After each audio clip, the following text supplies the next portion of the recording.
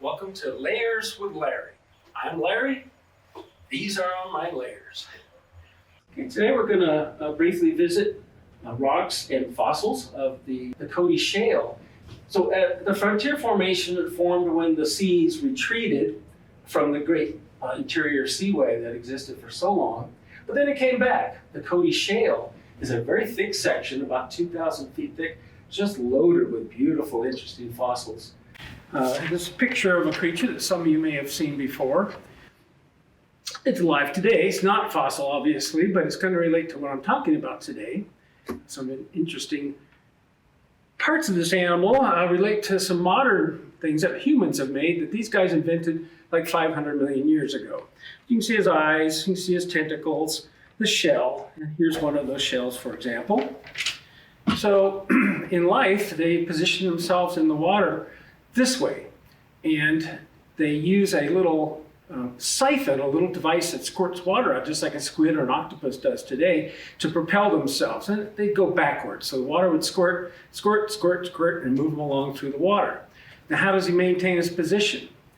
Inside this shell is a very interesting architecture. If we slice him open, we see that his body actually only lived in this area here, kind of like that part of an octopus that looks like a head would be here, and his eyes here, and his tentacles out here.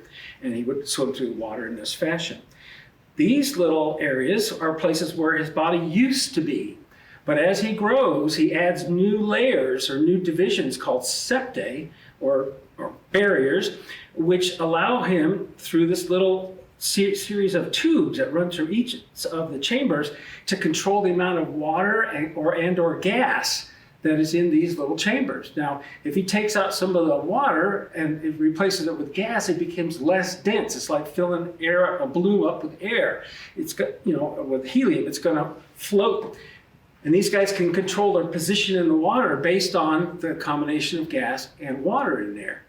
Submarines use that today. They have things called ballast tanks. They can fill them with air, they can fill them with water, or a combination of water and air, and that's how they determine their density. So if a submarine or a Nautilus wants to go up in the water column or down in the water column, they don't have to expend a bunch of energy to do it. The submarine and the Nautilus simply adjust the amount of air and gas, put more gas in there, he starts floating up to wherever he wants to be, and so he can control it. And he just stays at that position. If he wants to go up or down a little bit, he can squirt, squirt, squirt, or squirt, squirt, squirt like that. But that's pretty cool. These guys invented that system of buoyancy some 500 million years before humans ever figured it out. And to show you in a fossil specimen, like this one that's been sliced, if you look very, very carefully, this is from Madagascar, and it's about the same age, the late Cretaceous period.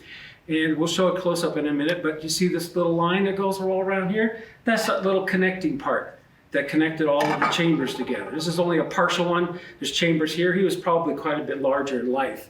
But from the outside, he looks very much like the modern Nautilus today, and the inside he's got these chambers. In a later video on the Cody Shale, we're going to talk about a relative of these things called ammonites. They're really exciting. They're fascinating little creatures. But the Nautilus type creatures actually lived before the ammonites, and they still live today. They've been around for, actually about 450 million years. This one's pretty cool because it's a local specimen that was collected in Oregon Basin. And you can see clearly it's a Nautilus, and here's that inner part where his body would have butted up against, and it's all turned to stone now, and all the chambers are filled with a mineral called calcite. Probably the most spectacular one I've ever seen from the Cody Shale. I was fortunate enough to find myself up the South Fork some years ago. And we see some of the Cody Shale has been turned into mud, limey mud. It's rich in calcium carbonate, like your bones and shells are made out of. And here we see some of the original shell from 68 million years ago. And we see where some of the chambers were that have kind of collapsed in on themselves because of the pressure from all of the thousands, about 17,000 feet of stuff was piled up on top of this guy. And the rock building of the Rocky Mountains brought him up to the surface where we could find him today. There's another little fossil just happened to be in the mud that's called an Inoceras. It's a type of a clam-like creature that only lived in the late Cretaceous. So we use those as index fossils. So if you just find an Inoceras, and you will if you go looking around Cody and various rocks, you know that the rocks are upper Cretaceous age because they have Inoceras in them.